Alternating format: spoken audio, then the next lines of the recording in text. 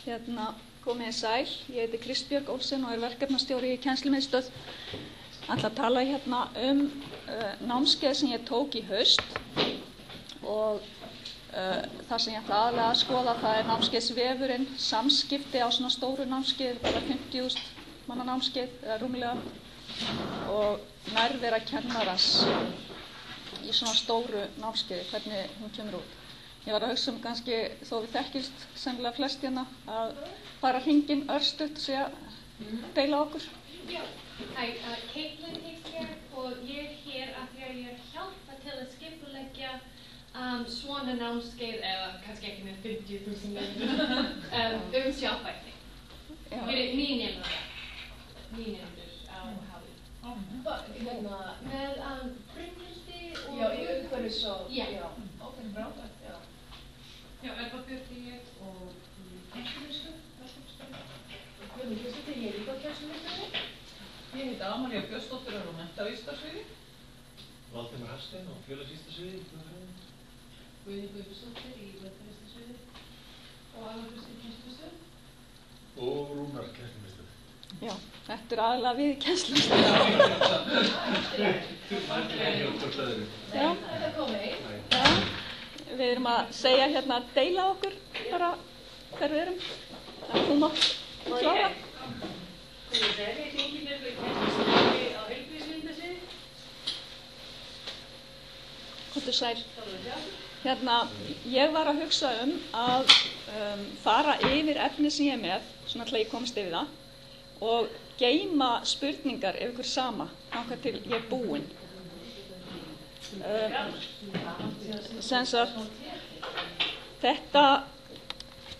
Þetta var svokallað, eða er svokallað MOOC-námskeið sem að stendur fyrir Massive Open Online Course og er orðið svolítið vinsælt núna til að nýtilkomið, og þetta eru námskeið sem er í boði háskóla, erlendra háskóla, Bandaríkjunum mest en Evrópu og Asíu, og þau eru boðin í gegnum ákveðin fyrirtæki eins og þarna Coursera, edX og Udacity. Það er reyndar annað fyrirkomulag hjá Udacity fyrirtækinu þar, þannig að það býður kennurum að koma og búa til námskeið fyrir sig, en þau eru ekki búið við háskólana.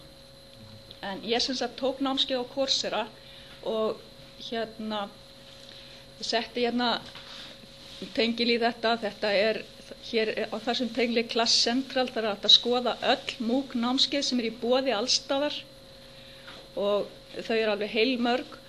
Þetta svona námskeið á netinu hafa náttúrulega verið árum saman, alveg frá upphafi örugglega, sum kosta og önnur ókeypis. Nú er trendið að bjóða sem mest ókeypis og ég nefni hérna nokkur eins og Code Academy sem margir þekkja og Khan Academy, TED-Ed,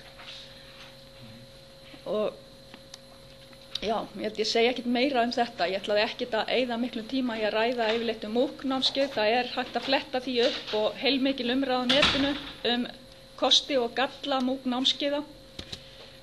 Þetta Coursera fyrirtæki, það getið þið líka lesið á netinu, flett upp coursera.org. Þeir gefa sig út fyrir að vera miklir hugsjónamenn, bjóða námskeið ókeypis fyrir alla, og núna eru 62 háskólar í Bandaríkjunum, Evrópu og Asíu sem er að bjóða námskeið á Coursera í gegnum þetta fyrirtæki, og þeim fer stöðugt fjölgandi, 2,7 milljón notendur núna, og Coursera kennir sig við kennslufræði sem er kölluð Mastery Learning. Mastery Learning gengur út á það að svona í meginatriðum, hef ég kennslufræðingin hér til að gagnrýna mig, í meginatriðum að þá er náminu skipt upp í litla búta, nemandinn á að ná tökum á bút 1 áður en hann fer í bút 2 í námskeiðinu. Og já, velkomin. Í Mastery Learning þá er líka mikið lagt upp úr að nemandinn fái endurgjöf strax. Þannig að nemandinn tekur próf, hann fær endurgjöf strax, hann lærir betur, tekur prófið aftur, fær aftur endurgjöf, þannig að hann nær tökum á námsefninu áður en hann fer í næsta þátt eða næsta hluta af sama námsefni. Og þetta með við reynsluna í þessu námskeið sem ég tók hjá Coursera í haust, að þá var þetta nákvæmlega málið. Þannig var það námskeið skipulagt. Þetta eru svona samanteknar örfáar upplýsingar þetta námskeið sem ég tók. Það var í boði University of Toronto og þetta var sem sagt forritana námskeið í Python. Ég hef engan bakgrunn í forritun, en svona ég valdi þetta námskeið bara ef það höfðaði til mín. Og þetta var 8 vikna námskeið, engar forkröfur, þetta var sem sagt ætlað byrjendum í forritun. Reiknað með 6 til 8 klukkustunda vinnu á viku. Námsmatið var mjög dreift, ég sýni ykkur það betur og eftir. Námsmatið var jafnframt notað sem námstæki, bæði námstæki og mælitæki í senn. Það voru rúmlega 50.000 nemendur sem skráðu sig í upphafi, tæplega 9.000 sem tóku lokaprófið og maður fékk skírteini fyrir það en engar einingar. Það voru 2 kennarar og 3 aðstofamenn. Og maður var aðalega var við þessa 2 kennara og kannski 1 aðstofamann sem aðstofaði við að svara á umræðuþráðum í námskeiðinu. Það sem rak mig til að taka þetta námskeið, það var aðalega þrennt. Ég hef verið að aðstofa kennara hérna við Háskóla Íslands í mörg ár við að setja upp námskeið á neti og þá aðalega að setja upp einstök atriði, hvernig á að setja upp verkefni á námskeiðið mitt, hvernig held ég próf og annað slíkt. Það sem fer minna fyrir hér, það er hvernig námskeiðsvefurinn er skipulagður. Því miður í langflestum tilfellum, ekki öllum samt, að þá eru kennarar, þeir setja inn gögnin á námskeiðið bara eftir hendinni og það er ekkert mikið í flestum tilfellum eða mörgum allavega úthugsað eða útpælt. Ég vildi skoða hvernig svona námskeiðsvefir fyrir stór námskeið eru skipulagðir. Þar sem er von á svona gríðarlegum fjölda nemenda. Og svo vildi ég skoða hvernig samskipti eru skipulögð þegar svona margir eru á námskeiði og þegar það er sem sagt, alveg online. Og svo var ég forvitin nærveru kennarans, hvort maður var eitthvað við kennara á slíku námskeiði. Nú ætla ég að skipta úr glærunum og fara beint á námskeiðsvefinn. Þetta er sem sagt mynd af námskeiðsvefnum eins og þegar maður kom fyrst inn á hann, þá sjáum við að það er hérna tilkynningar fyrir miðju og síðan er veftré hérna vinstra megin. Hérna er ég á vefnum og þar kemur náttúrulega fram hérna í tilkynningunum this course is now over og þá að halda þetta námskeið aftur næsta haust. Nú er nýfarið í gang held ég framhaldsnámskeið í þessu sama. Hérna þegar ég kem á námskeiðsvefinn þá sé ég strax á veftrinu til vinstri að þar lítur allt út fyrir að vera bara sem sagt, á forsíðunni. Ég þarf ekki að grafa neitt til þess að komast í video lectures eða assignments, exercises, þetta er allt þarna. Og mér fannst þetta nú lofa góðu þegar ég kom þarna inn og sá að það var allt á forsíðunni og fór að vafra hérna og skoða. Og það sem kennararnir lét okkur vita í upphafi, það var að þeir voru að gera þetta í fyrsta skipti online. Þeir eru að sjálfsögðu haldið þetta námskeið margsinnis en aldrei svona bara online. Þeir voru að stíga sinn fyrstu skref og við fengum efnið bara viku fyrir viku. Eina viku í einu og svo hafði maður náttúrulega aðgang að vikunum aftur í tíman.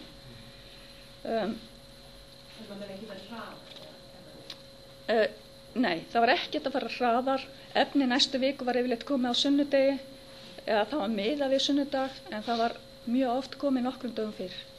Þannig að maður gat byrja næstu viku einhverjum dögum fyrr jafnvel. Sko, þeir hérna voru greinilega að gera þetta jafnóðum. Það kom fram í tilkynningum frá þeim.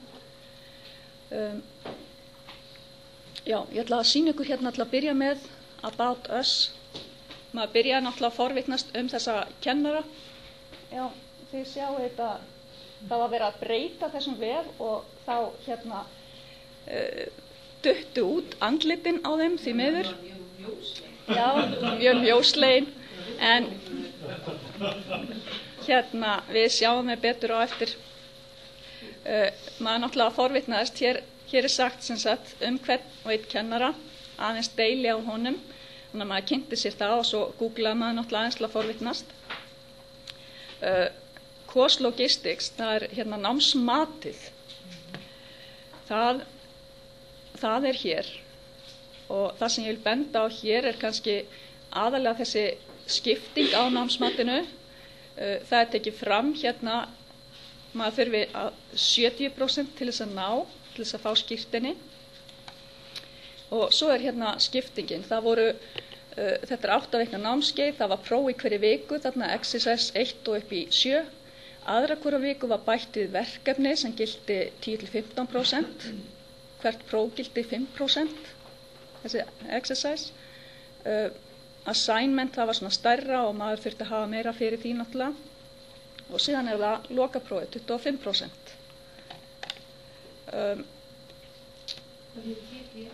To be announced, það var náttúrulega, ætti ekki að standa þarna ennþá.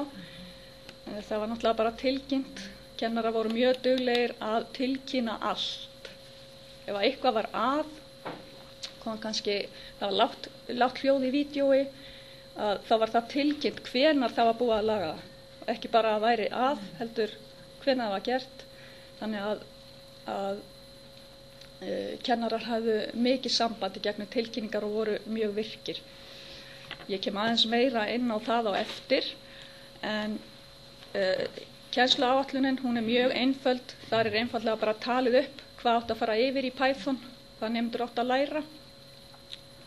Og ég fer á hundavaði svo getið þið spurt í lokin eins og eitthvað sýnist.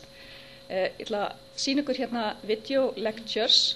Það var lagt upp með að það yrðu svona 1-2 klukkustundir á viku í fyrirlestra með vídeói, og mælt með því að við hefum opið IDLE forritið til þess að skrifa kóða með kennaranum í vídeónu til að læra á því. Og við sjáum hér að þetta skipulagt, sem sagt, það bara vika 1, 2, 3 og upp í 7. Aftan við hvert vídeó, að þá stendur quiz attempted. Inn í hverju, í mörgum vídeóm, voru sem sagt svona spurningar, þar sem maður var spurður út í efnið, og það var ekki neitt metið til einhverjar en mælt með því að maður tæki það til þess að æfa sig. Aftan við, það tengið til að hlaða niður vídeónu, til að hlaða niður öllum vídeóm í tölvuna, en þá komur reyndar quizin ekki með, en bara sem sagt vídeóið sjálft. Og síðan var texti sem maður gat hlaði niður og þýtt á íslensku, þess vegna hlaðið upp. Það voru, sem sagt, með hverju vídeó voru glósur, þar sem voru sett öll dæmi inn og annars slíkt, allt mjög skipulagt. Ef við förum kannski í eitthvað vídeó, ég ætla ekki að fara neitt að tala Python, en það var þetta grunnnámskeið hjá mér, og það bara fokið út í hafsjó þar sem ég lærði þarna. Og ég var að hugsa að þetta var svolítið skemmtilegt. Ég hef verið að hugsa síðan, ætti ég að taka framhaldsnámskeið, en það nú ekki, ég ekki byrjað á því allavega. Já. Ég var svo inspíreraður af hennan eins og ég skráði mig líka á námskeið. Ég var enda í fyrstu viku þegar 7. vikan kom, og það kæri þakklæti fyrir samstarfið. Ég gaf mér ekki tíma sjáum við að það eru miklu fleiri tenglar aftan við þetta vídeó Það voru stundum hjálparskrár sem maður fékk til þess að hjálpa sér að gera kóðan. Þá þurfti maður ofta að nota ákveðnar skrár, og til að flýta fyrir manni, að þá fékk maður þær tilbúnar. Ef við skoðum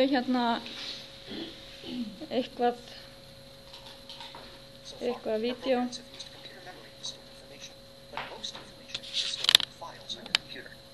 In this lecture, we'll show you 4 ways to read a text file.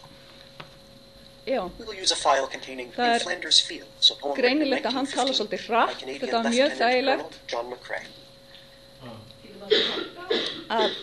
hérna Before we hann can sem read a sagt file, we need to tell Python speed to one. open it.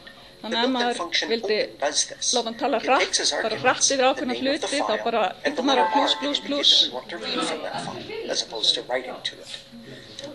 If the file is in Hérna the same directory as the texti. program, then we can just Þess að hérna gæti maður kalla fram texta á vídeóið.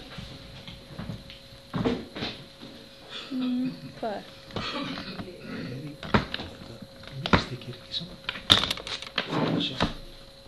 Ó.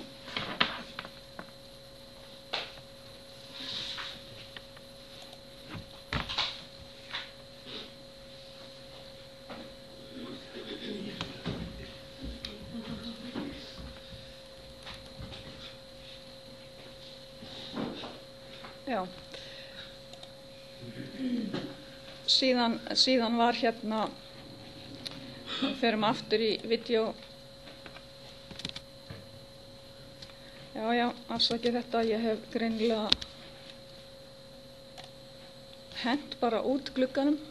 Mér var svo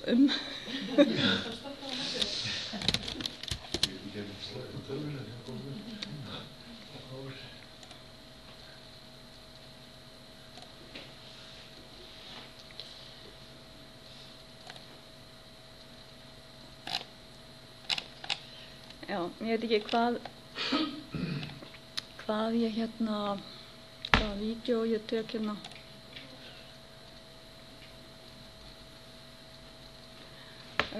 Hér er hinn kennari námskeiðsins og í hverju vídeó sem sagt þá sá maður þau alltaf komið í byrjun og mér fannst það skapa persónuleg tengsl. Það hefði verið allt annað hefði maður aldrei séð kennaran. Og hérna, ég veit ekki hvort þið sjáu þetta lítið gult strik hérna og þarna. Þetta þýðir að það eru þarna quiz inni og svona komið þau inni. Og maður sem sagt spurður hérna um einhverja hluti, ég bara smelli við eitthvað, submit, ok. Þetta er rétt og þá fæ ég hérna explanation. Maður fékk alltaf eitthvað feedback, akkur er þetta svona, akkur var þetta svar rétt. Og svo bara continue.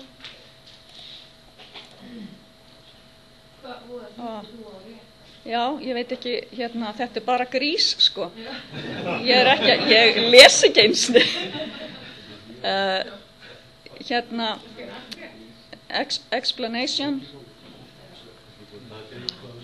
Já, það kemur nú ekki ykkur hluta continue.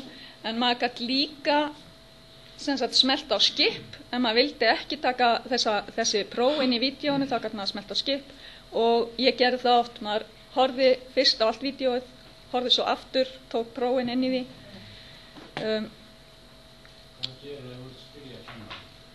Já, ég kem að því á eftir. Það er nefnilega, það er rosalega advanced hjá þeim og það er eitt af því sem ég var mest hrifin af. Það voru umræðufræðirnir. En sem sagt í vídeónum þá sem sagt nota maður yfirleitt idle forritið til þess að vinna með kennaranum og prófa allt í leiðinni. Ég ætla að fara núna hérna í exercises. Það eru þessi vikulegu próf. Það er eins uppsett. Það er vika 1, 2, 3 og hérna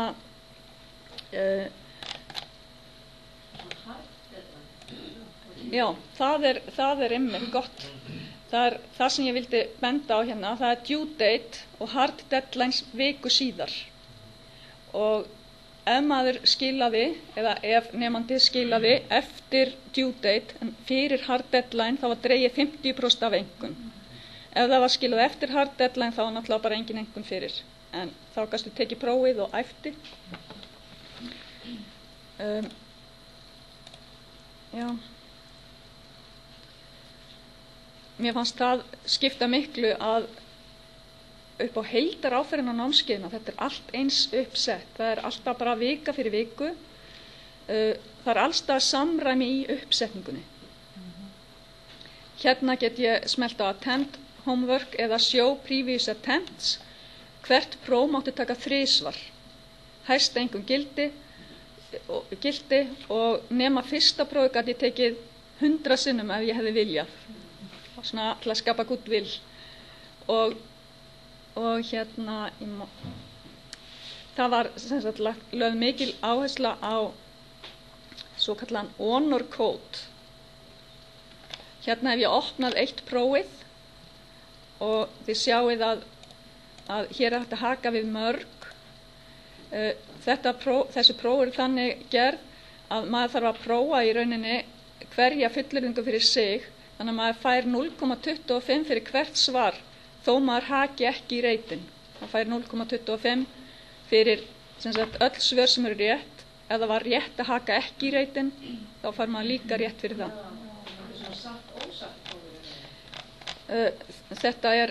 Það var líka hérna í prófunum að þá var svona stuttur kóði sem maður þurfti að skrifa og vegna þess að þetta er allt sjálfvirkt að þá var manni stýrt. Þú mátt ekki nota þessa aðferð, ekki þessa aðferð og ekki þessa aðferð. Þá satt maður uppi með einhverjar aðferðir sem maður gæti valið úr til að leysa dæmið og kerfið gerði ráð fyrir þeim svörum sem sagt. Hérna neðst í prófunu, neðst í öllum prófunum, þar var þessi honor code sem maður átti að haka við sem sagt. Maður hefði gert þetta allt sjálfur við lögum drengskap og svo gat maður líka opnað previous attempts, maður gæti skoða á þær. Já, og það sem það gerði að þeir skiptu út spurningum. Að það voru alltaf, prófið var aldrei nákvæmlega eins. Það var alltaf skipt út einhverjum spurningum en maður þurfti að nota nákvæmlega sömu aðferði að leysa dæmið í tilraun 2 eins og í fyrstu tilrauninni.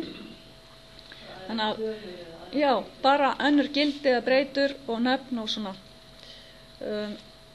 Assignments, það var þetta sem við fengum þarna aðra hverja viku, voru svona stærri verkefni sem tók einhverja daga yfirleitt að leysa og þá var lagt upp með það að maður yrði að vera búinn að taka prófið, vikuprófið, til þess að maður hefði eitthvað roð í að leysa verkefnið.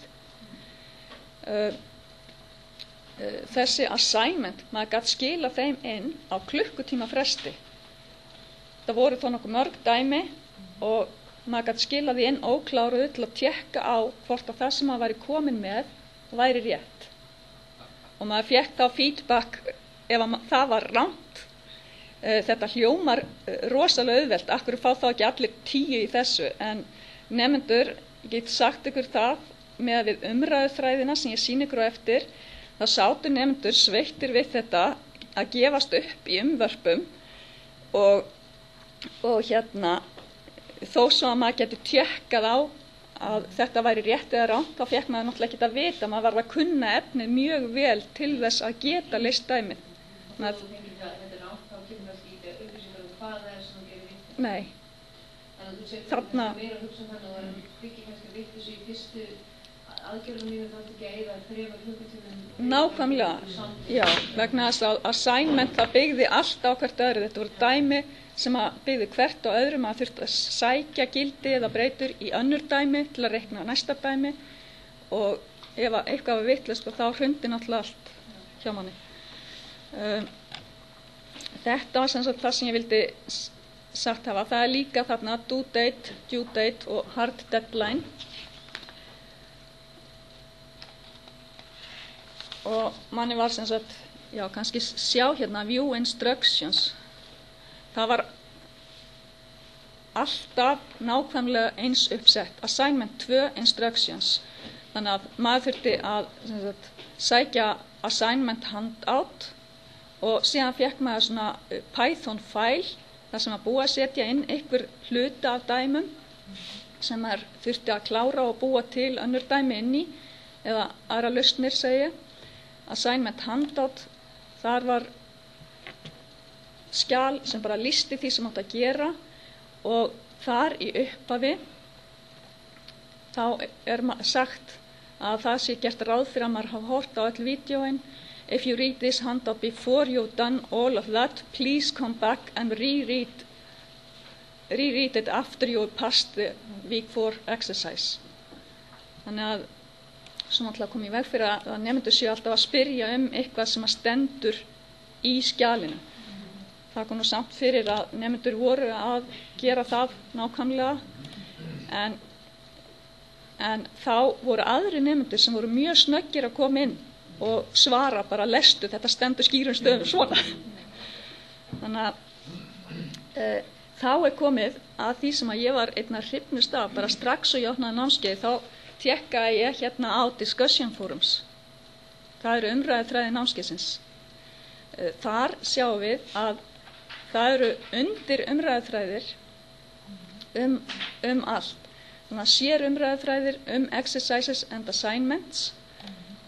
Hérna, þetta er svolítið ljóst, nei, þið sjáu þetta bara dögg. Ok. Hér eru svona reglur. Please help all of us experience the best learning environment possible. Be friendly and considerate when talking to your fellow students. Example.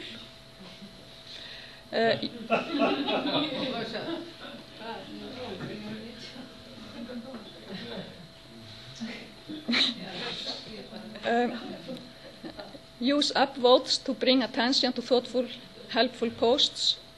Search before you post. Post in appropriate subforum. Please flag post to report inappropriate content or violations of the honor code. Og þetta sá maður að nemendur gerðu óspart, því að það maður sá bara post deleted. Og það var greinilegt að nemendur gerðu þetta leið og þeir spottu að einhver nemandi var að setja eitthvað of mikið. Það mátti ekki setja brot úr kóða eða hluta eða heilt dæmi, hvort sem það rétt eða rangt, að það varðaði brottvísun á námskeiðinu. Og meira að segja að það var stofnuð Facebook-grúppa þarna í upphafi námskeiðs og þar voru nemendur auðvitað að tala ákveðin dæmi og þar var líka svona löggustarf í gangi. Ef að nemandi sá eitthvað sem honum fannst of mikið, að sagði mér finnst þetta nú vera aðeins svo miklar upplýsingar, þetta brýtur, ég myndi segja þetta brýti í bága við honor-kódið. Þannig að það var tekið mjög alvarlega. Ef við kíkjum hérna á exercises and assignments, þá það brotið niður líka. Það er sér umræða fyrir assignment 1, assignment 2 og exercises og ég ætlaði nú að sýna ykkur eitthvað hérna sérstakt. Nemendur voru rosalega ánægðir með umræðurnar. Það kom fram sérstaklega í lokin að kennarinn var hrósað mikið fyrir það. Kennarar tilkynntu í upphafi námskeiðs. Það væri rúmlega 50.000 nemendur skráðir og nemendur þurfti ekki að búast við því að kennarar væri á umræðuþráðum að svara. En þeir gerðu það nú samt. Það var alveg ótrúlegt, það eru náttúrulega aldrei þessi 50.000 manns að setja inn. Því maður las umræðurnar og græddi rosalega mikið á því. Og andinn í umræðunum, maður sá strax að þar var bara hjálpsemi ríkjandi. Og sérstaklega kennararnir, þeir voru mikið að svara, þessi 2 kennarar, og maður fann mikið fyrir því að þeim var ekki sama hvernig manni gekk. Þeim var mjög umhugað að nemendum gengi vel.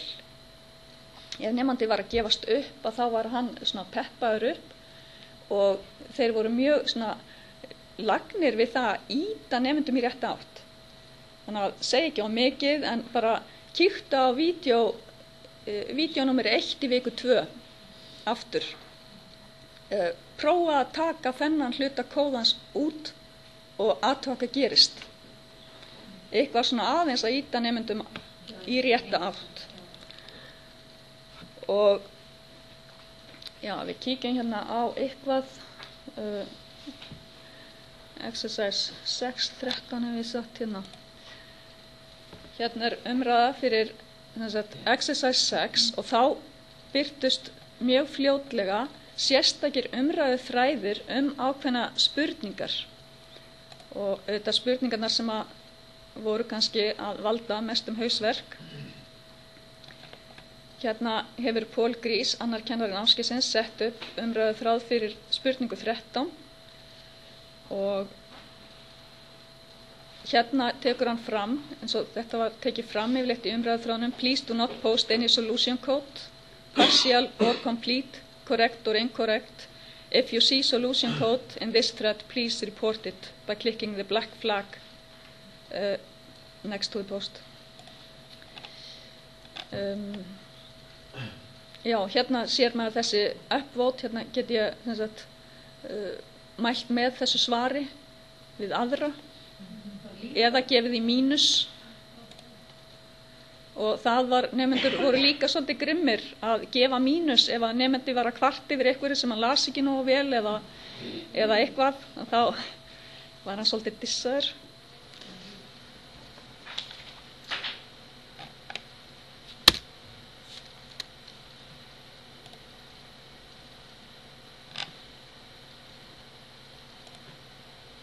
Hérna sjáum við póstana sem eru póstaðar, já. Við sjáum hérna spurning 14. Þetta bara umræða spurningu 14, hvað þetta gríðarlega löng umræða. Hér bara verið að ræða aðferðir og leiðir til að leysa þetta dæmi og engar lausnir eða neitt.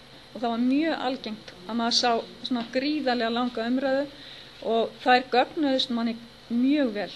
Maður lá í umræðunum ef maður gat ekki leyst eitthvað, ef maður var strand, lá maður í umræðunum, þó svo að kæmi ekkert rétt fram, að þá ýtti þetta mann á stað að prófa ákveðnar leiðir.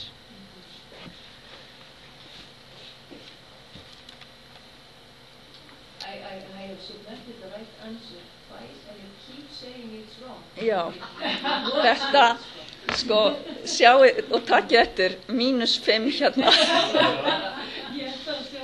Og þetta var ekki óalgengt að maður sæja, nemandi sagði þetta, ég búin að svara rétt og ég bara alltaf rangt fyrir. Kom kannski kennarann og sagði, hvers vegna heldur þetta sé rétt? En getur hver sem byrjað á þræði? Já, það hver sem getur byrjað á þræði, en það kom fyrir að eitthvað byrjaði, stofnaði þráð og fyrir kannski spurningu 14 og það var komið. Og þá var honum kannski ekki svara þar, vegna þess nema það kom kannski einhver að sagði, postaði á réttan þráðu eitthvað. En ég ætla að fara aftur hérna í glærurnar. Ég var ykkur staðar hérna með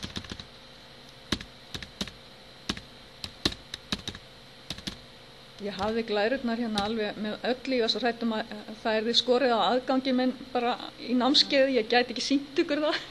Þannig að það er ennþá sem sagt aðgangur og meira að segja að það var tilkynnt framhaldsnámskeið og manni var boðið eða manni var bent á að fara í æfingarnar aftur í námskeiði 1 til þess að undirbúa sig fyrir næsta námskeið. Ég setti þetta hérna til gamans, þetta var sem sagt í lokaprófinu, þá var þetta inngangurinn að þeir segja strax this exam is an assessment tool, not a teaching tool, eins og hinn prófin voru svo sannarlega, and several of the questions are intended to be challenging. Já, og þeirra markmiði náttúrulega að finna út hversu mikið situr eftir á þekkingu hjá nemandanum. Þetta lokapróf var 3 klukkustundir og það var feikin og tími, eins og í öllum hinum prófunum gat maður náttúrulega eitt þessna viku í prófið, maður gat haft það opið dögum saman og markmiðið eins og með við masterilögnin þar að nemandi nái árangri í því sem hann að læra, ekki að hann nái árangri á einhverjum skömmum tíma, heldur bara að hann geti eitt hinn tíma sem hann vill og læri efnið. Þetta var í rauninni líka þannig í lokaprófinu, þó það væri 3 klukkustundir, þá ég var 1 klukkustund að leysa það og ég sá að það var líka hjá hinum nemendunum, þeir sögðu allir bara feikin og tími. Og já, eitt sem að ég gleyma að segja í sambandi við álag á námskeiðinu. Nei, já. Það góð spurning, lokaprófið, það var opið í viku og það var lögð mikil áhersla á það að enginn segði neitt lokaprófið. Og það stendur hérna, do not ask for clarification on an exam question, either on the course forums or anywhere else. Do not ask about or post any parts of your exam solutions. Do not make comments about the exam. Do not help anyone else. Auðvitað ekkert að koma í veg fyrir svona. En reglurnar eru skýrar. Og það náttúrulega bara nemandans, ef hann vill ekki fara eftir því, þá græðir hann ekki mikið á námskeiðinu. Í sambandi við álag á námskeiðinu, þá var lagt upp með, eins og ég sagði áðan í upphafi, 6 til 8 klukkustunda vinna á viku. Og á ákveðnu tímabili í námskeiðinu þá kvörtuðu nemendur mjög mikið yfir álagi. Og sögðu bara að þeir voru að eyða miklu meiri tíma heldur en að það var lagt upp með, og þá var sett á stað könnun kennara settu könnun og spurðu út í allt, hversu löngum tíma heldur þú að þú hefur eytt í að horfa á vídeo fyrir viku 1, fyrir viku 2. Það var gert sem sagt eftir aðra viku minni mig. Það voru 2 eða 3 kannanir. Og hversu löngum tíma eyttir þú í prófið í fyrstu viku? Það var spurt út í allt. Niðurstaðan var svo að nemendur voru að eyða þessum tíma 6 til 8 klukkustundum. Já, þeim fannst það bara að vera meira. Þetta voru einhverjir sem eyddu, örfáir sem eyddu meira, en langsamlegast flestir voru á þessu róli. Já, ég setti hérna, það var líka, það var fleiri í þessu námskeiði sem ég sýndi ykkur ekki, það var Viki með heilmikið af gögnum og þar sem nemendur gátu náttúrulega stofnað síður og bent á gögn. Og sem var Facebook-hópurinn sem að nemendur stofnuðu þarna fljótlega.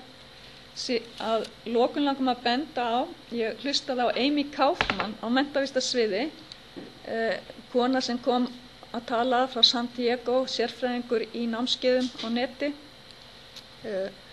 og hún sagði, with online instructions there are 2 primary components to a successful online learning experience: ease of navigation, instructor who is very strong in their online presence. Students need to feel that the teacher is there with them, breadth, depth and warmth. Og hérna, ég fór svona að máta þetta við þetta námskeið og þetta nákvæmlega það sem mín upplifun á þessu námskeiði. Það var fyrst og fremst þarna ease of navigation. Það lá allt opið, maður sá allt á forsíðunni hvar allt var. Og instruktor, þeir voru mjög sýnilegir þarna kennararnir. Amy Kaufman sagði líka, hún líkti námskeiðsvefnum við svona landakort. Nemandinn var að koma þarna inn í ókunnugt land og að kennarinn væri bæði kortagerðarmaðurinn og leiðsögumaðurinn. Og ég tók hérna saman það sem ég fannst merki sterka nærveru kennarans á þessu námskeiði. Það var þarna kynning á kennarunum með mynd, tilkynningar allt áður en maður áttaði sig á því. Samt var það ekki þannig að maður væri að fá okkur langlokur. Þetta voru yfirleitt bara stuttar hnitmiðaðar tilkynningar með það sem maður þurfti að fá að vita. En stöðugt samband. Og kennarinn í mynd í vídeónum sem ég fannst mjög gera þau svona persónulegri. Maður fær á tilfinninguna, maður þekki viðkomandi nánast. Og umræðuþræðirnir, það var það langbesta að þeir voru stöðugt að svara og það ríkti svo mikil velvilji. Maður fékk á tilfinninguna strax bara, þeim er sko ekki sama það ef ég fokka þessu upp. Og Ease of Navigation, skipulag námskeiðsvef, ljóst í upphafi, ekki þurfa á að leita neinu, aldrei. Og allt innra skipulag í samræmi. Öll verkefni sett upp á nákvæmlega sama hátt. Öll atriði í sömu röð alltaf. Þannig að þetta var alltaf, maður opnaði nýtt verkefni, það var strax kunnulegt af því maður vissi hvernig það var uppsett. Og reglur ljósar strax í upphæði námskeiðs. Það var sagt hvaða reglur giltu, til dæmis í umræðuþráðum og í sambandi við þennan honor-kód. En já, nú er svo bara lokið. Ekkert partí. Það var kennarar fengu mikið hrós fyrir námskeið. Það var stofnað sérstakur umræðuþráður á námskeiðinu fyrir hérna hrós. Samt voru hrós búin að koma á alla umræðufræði. En það er mikil umræða á netinu MOOC námskeið, kosti og galla, og það er náttúrulega ekkert gallalaust fyrirbæri.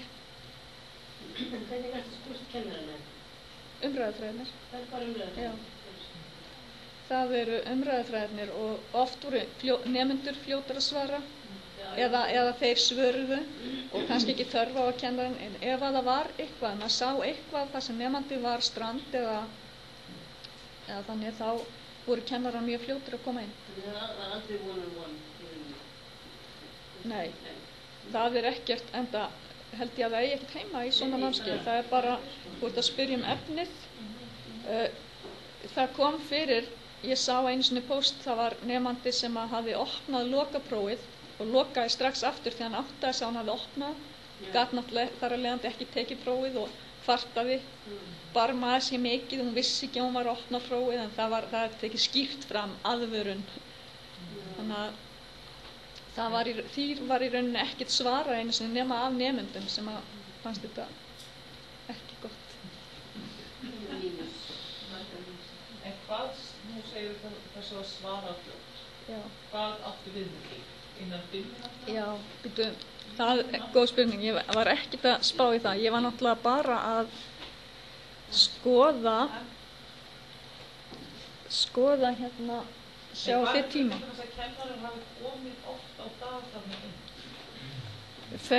Þeir hafa verið bara, þeir hafa komið að leit út fyrir að vera nokkru sinnum á dag, vegna þess að í umræðufræðum fyrir einu og eina spurningu að þá kom kennarinn kannski 3 svar inn í umræðuna. 7 daga vikunar eða 5 daga vikunar? Ég þori ekki að fullyrða með það. Já, komið á sunnudegi. En við getum skoðað hérna, ég er með opinn hérna stofnar kennarinn umræðuna. Hér eru nemendur. Það voru voðalega mikið nemendur að benda á leiðir, prófaði þetta eða hitt. Ég gerði þetta svona fyrst, ég skoðaði þessa leið til að lesa dæmið. Hérna kemur kennari inn. Það var nýtt sem sagt að var það alveg bara fyrir mjög síðan eða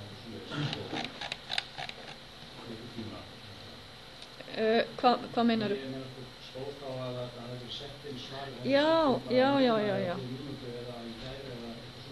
Mér minnir það hefði verið. Alveg maður sá, já. En var einhver umræðan eitthvað annað heldur en að sæna? Ég sé nefnilega, ég fór að skoða núna á múturnámskeiðinu. Ég hef út í svona fræði sem heitir umræðan lesefni og eitthvað svona spjallað og spurt lesefni og eitthvað skýra það. Það kemur aldrei neitt þar inn. Já. Það er kannski einn í hverju námskeið sem spyr eitthvað annað en það sem tengt verkefni. Já, sko, hér eru umræðufræðirnir sem voru stofnaðir. Það er sem sagt course pools, lectures, final exam. Já, þú spyrir praktísk atriði, þú spyrir að þú veist í hvaða stofu á ég að mæta, þú veist, eitthvað svo leiðis. En þú spyrir ekki efnislega neitt í lesefninu eða fyrirlesnum, nema það tengist þetta. Já. Það er study groups. Já, það eru study groups í hérna, það voru stofnaðar sem sagt study groups í mismunandi löndum og þar sem það aðallega í svona stórborgum, þar sem margir nemendur voru, gátu hist.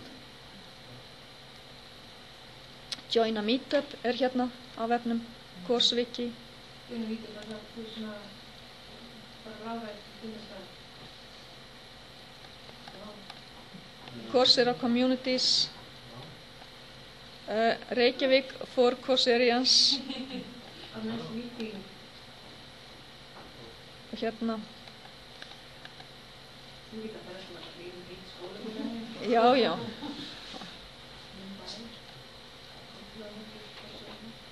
Og See All. Það var umræðið frá lifandi sólarhringur, eða sólarhringurinn. Já.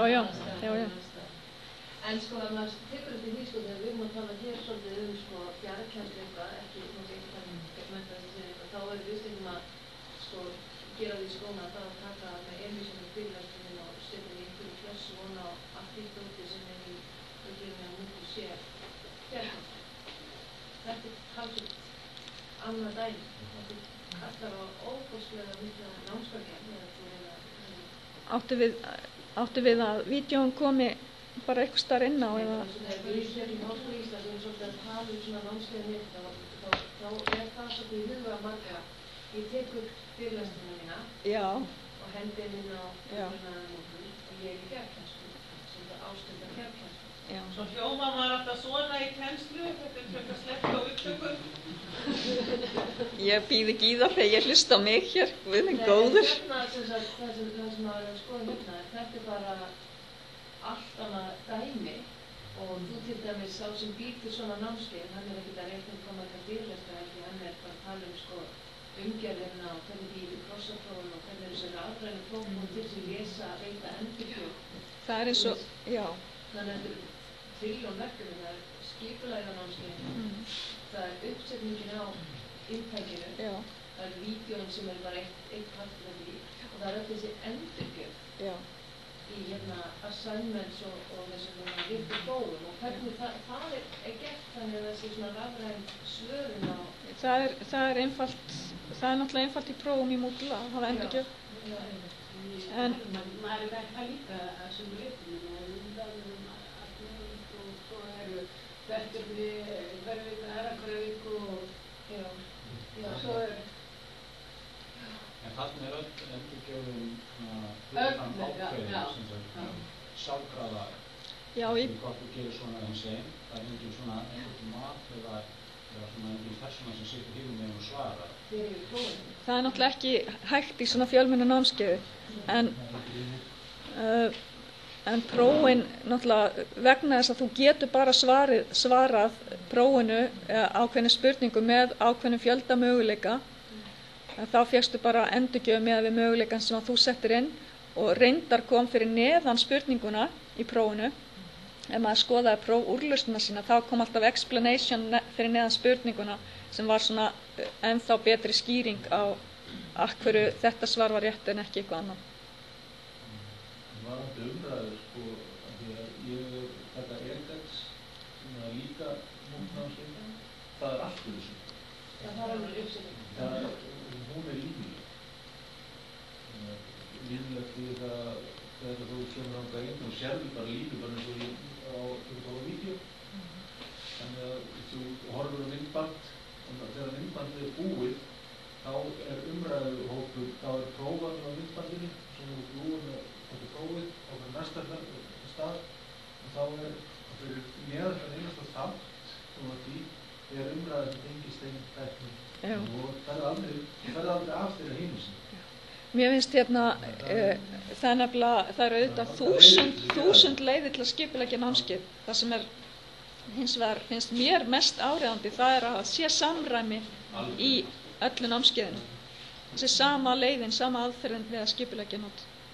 En Kristbjörg, ég ætla að búa til svona námskeið sem ég kenni bara venjulega kannski í staðnum í klassu. Og ég ætla að búa til tíeiningarnámskeið og setja það upp svona. Hvað teimi þyrfti ég með mér og hvað þyrfti ég í tíma og... Sko, það er gríðarlega vinna að setja upp svona námskeið auðvitað.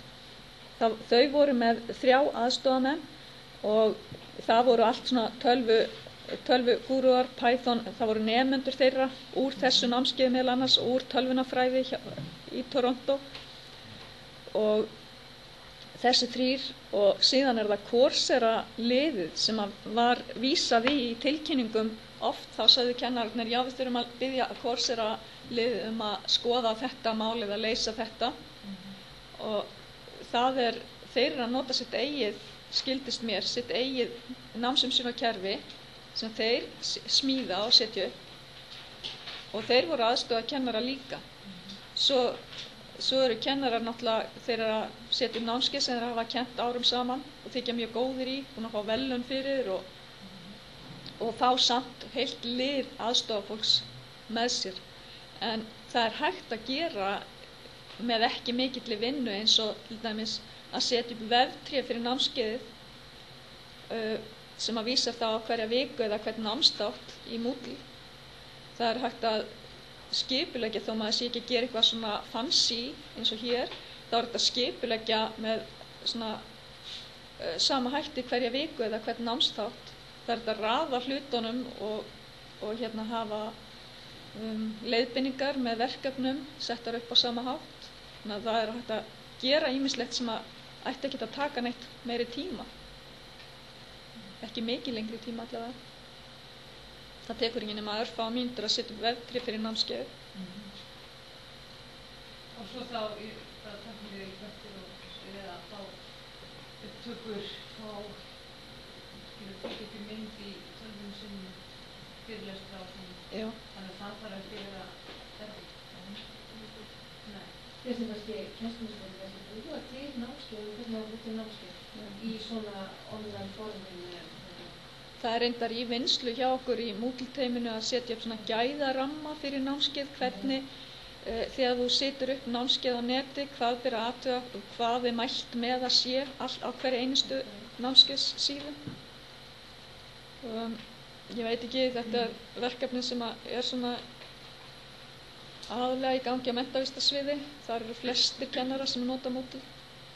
Ef við erum hafa í bærinni svo þá myndi alltaf nota Moodle sem sem okkar kerfi. Já, fyrir svona online. Já, nei. Ekki bara í bók. Sko ekki, nei. Þá ertu að fara að opna fyrir skráningar, það þyrfti að vera síðan út. Það er að vera alveg aðskilið. Því að Moodle er bara byggt inn í háskóla með þá. Þú tekur nefndaskráningunni inn í Moodle. En við erum við á leiðinu að fara að setja upp Moodle-námskeið? Já, það er rétt að Háskóli Íslands er mjög áfram það, bara eins og hefur komið fram til dæmis á kennslu áþingiru, en mjög áhugasamur og það eru svona umræður hvort það séu einhver svið, það er ekki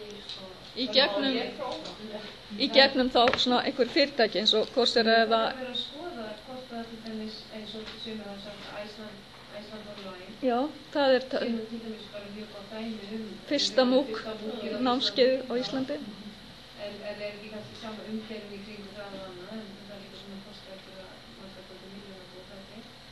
En síðan eru náttúrulega svið eins og jarðfræðin og íslenskar fornsögur, eða þetta er eitthvað svona sem er einstakt fyrir. Ég sé þetta fyrir mér alveg í hálfgerðum hryllingi. Það er íslenska leiðin svo að það á bara að gerast núna og það á ekki að kosta neitt og þá kennarinn á að gera það sjálfur bara. Það getur ekki gert svona. Það er ekki, þetta bara að kosta tíma og peninga og mannafla.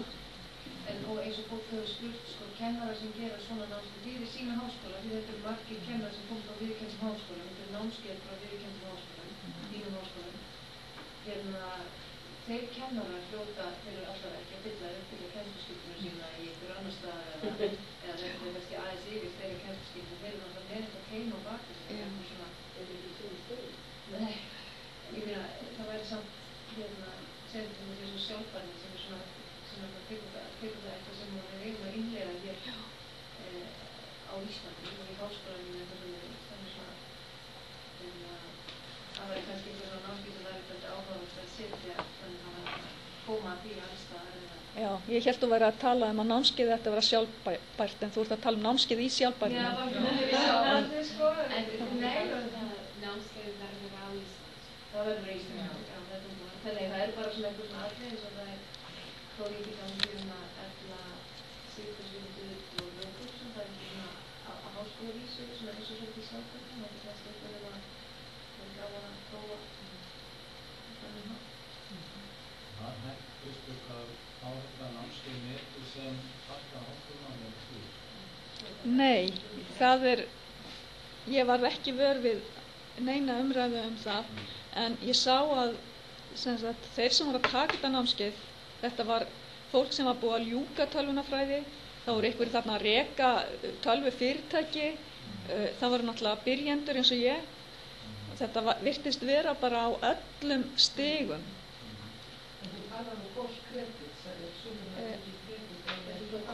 Kosskredit, það í rauninni bara skírteini, það ekki neinar einingar.